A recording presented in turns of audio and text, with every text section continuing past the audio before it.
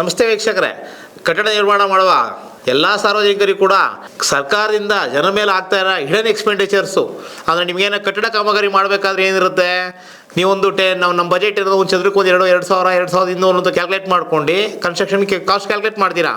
ಆದರೆ ಆ ಕಾಸ್ಟ್ಗಿಂತ ನಿಮಗೆ 10 to 15% ನಿಮಗೆ ಗೌರ್ಮೆಂಟ್ ಚಾರ್ಜಸ್ಸೇ ಹೋಗುತ್ತೆ. ಅದು ಯಾವ ರೀತಿ?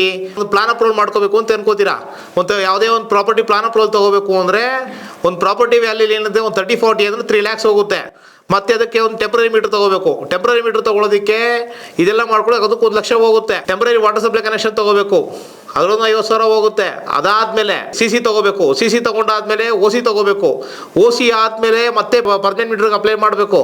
ಈ ಎಲ್ಲ ಚಾರ್ಜಸ್ಗಳು ಕೂಡ ಹಿಡನ್ ಚಾರ್ಜಸ್ ಥರ ನಿಮಗೆ, including government charges, service charges, ಇನ್ನೊಂದೆಲ್ಲ ಇನ್ಕ್ಲೂಡ್ ಆದ್ರೆ ನಿಮಗೆ ಟೋಟಲ್ ಬಜೆಟ್ ನಿಮ್ದು ಏನಾದ್ರೆ 1 ಕೋಟಿ ನಿಮ್ಮದು ಬಿಲ್ಡಿಂಗ್ ವ್ಯಾಲ್ಯೂ ಅಂತಂದರೆ ಅದಕ್ಕೆ 15% 12 to 15 lakhs ನಿಮಗೆ ಹಿಡನ್ ಚಾರ್ಜಸ್ ಹೋಗುತ್ತೆ.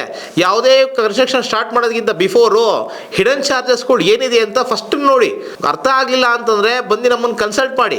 ನಿಮ್ಗೆ ಯಾವ ಪ್ಲಾನ್ ಅಪ್ರೂವಲ್ಗೆ ಏನು ಎಕ್ಸ್ಪೆಂಡಿಚರ್ಸ್ ಬರುತ್ತೆ, ಟೆಂಪ್ರರಿ ಮೀಟರ್ಗೆ ಎಕ್ಸ್ಪೆಂಡಿಚರ್ ಬರುತ್ತೆ, ಇದಕ್ಕೇನು ಬರುತ್ತೆ, ಟೋಟಲ್ ನಿಮ್ಗೆ ಹಿಡನ್ ಚಾರ್ಜಸ್ಗಳು ಏನು ಬರುತ್ತೆ, ಮತ್ತು ಯಾವುದೋ ನೀವು ಫರ್ಮ್ಗೆ ಹೋಗ್ಬಿಟ್ಟು ಸುಮ್ಮನೆ ಏನೂ ಇಲ್ಲ, ಸುಮ್ಮನೆ ಏನೋ ಓವರ್ ಬಜೆಟಲ್ಲಿ ನಿಮಗೆ ಒಂದು ಹಿಡನ್ ಚಾರ್ಜಸ್ ಇಲ್ಲದೇ ಒಂದೇನು ಬುಕಿಂಗ್ ಅಡ್ವಾನ್ಸ್ ಅಂತ ಕಟ್ಬಿಡಿ.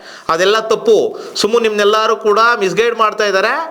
ಯಾವತ್ತೇ ಆಗಲಿ ಬಿಫೋರ್ ಕನ್ಸ್ಟ್ರಕ್ಷನ್ ಆಗೋದಕ್ಕೆ ಸ್ಟಾರ್ಟ್ ಮಾಡೋದಕ್ಕಿಂತ ಮೊದಲು ಹಿಡನ್ ಚಾರ್ಜಸ್ಸು ಟೋಟಲ್ಲು ಏನೇನು ಬರುತ್ತೆ ಅಂತ ಲೆಕ್ಕ ಹಾಕ್ಕೊಂಡೆ ನಿಮ್ಮ ಕನ್ಸ್ಟ್ರಕ್ಷನ್ ಕಾಸ್ಟಿಂದ ನಮ್ಮ ಬಜೆಟ್ ಎಷ್ಟಿದೆ, ಬಜೆಟ್ ಆದಮೇಲೆ ಈ ಓವರ್ ಬರ್ಡನ್ ಆಗ್ತಾ ಇದೆ ನನಗೆ ಅಂತ ಎಲ್ಲ ಲೆಕ್ಕ ಹಾಕಿ ಆಮೇಲೆ ಕನ್ಸ್ಟ್ರಕ್ಷನ್ ಸ್ಟಾರ್ಟ್ ಮಾಡ್ಕೊಳ್ಳಿ. ಏನೋ ಒಂದು ಕಮಿಟ್ಮೆಂಟ್ ಆಗ್ತದೆ, ಒಂದು 30-40 ಬಿಲ್ಡಿಂಗ್ ಅಪ್ಪ ನನ್ನ ಹತ್ರ ಒಂದು 20 lakhs ಅಮೌಂಟ್ ಇದೆ, ಲೋನ್ ಹಾಕ್ಬಿಡು, ಲೋನ್ ಹಾಕಿ ಬಂದ್ಬಿಡುತ್ತೆ ಅಂತ ಇದು ಮಾಡ್ಕೊಂಡು ಸಾಲ ಮಾಡಿ ಮನೆ ಕಟ್ಟಿ ಕೊನೆಗೆ ಮನೆ ಮಾರ್ಕೊಳ್ಳೋ ಪರಿಸ್ಥಿತಿಗೆ ಯಾವುದೇ ಕಾರಣಕ್ಕೂ ಹೋಗಬೇಡಿ.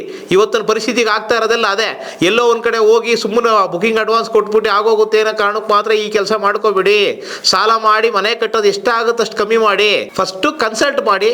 ಕನ್ಸಲ್ಟ್ ಮಾಡಬೇಕು ಅಂದ್ರೆ ಏನು, ಮೇಕರ್ಸ್ ಅಸೋಸಿಯೇಟ್ಸ್ ಅಂತ ಒಂದು ಫರ್ಮ್ ಇದೆ, ಬನ್ನಿ. ಕನ್ಸಲ್ಟೇಷನ್ ಯಾವುದೇ ರೀತಿ ಚಾರ್ಜಸ್ ಮಾಡಲ್ಲ. ಬಿಲ್ಡಿಂಗ್ ರಿಲೇಟೆಡ್ ಯಾವುದೇ ಇದ್ರೂ ಕೂಡ ಏನು ಚಾರ್ಜ್ ಆಗುತ್ತೆ ಏನಾಗುತ್ತೆ ಅಂತ ಎಕ್ಸ್ಪ್ಲೇನ್ ಮಾಡ್ತೀವಿ. ಫೋನಲ್ಲಿ ತುಂಬ ಕಷ್ಟ ಆಗುತ್ತೆ. ನಮ್ದು ಆಫೀಸ್ ಇದೆ, ನಿಮ್ಗೆ ಬಂದು ಕೂತ್ಕೊಂಡ್ರೆ ಯಾವ್ಯಾವ ಎಲ್ಲೆಲ್ಲಿ ಡೀಲ್ ಮಾಡಬೇಕಾಗುತ್ತೆ ಇದೆಲ್ಲ ನಾವು ಎಕ್ಸ್ಪ್ಲೇನ್ ಮಾಡ್ತೀವಿ. ಹಿಡನ್ ಚಾರ್ಜಸ್ಗಳು ಎಲ್ಲೆಲ್ಲಿ ಬರುತ್ತೆ ಅಂತ ನಿಮ್ಗೆ ಎಕ್ಸ್ಪ್ಲೇನ್ ಮಾಡ್ತೀವಿ.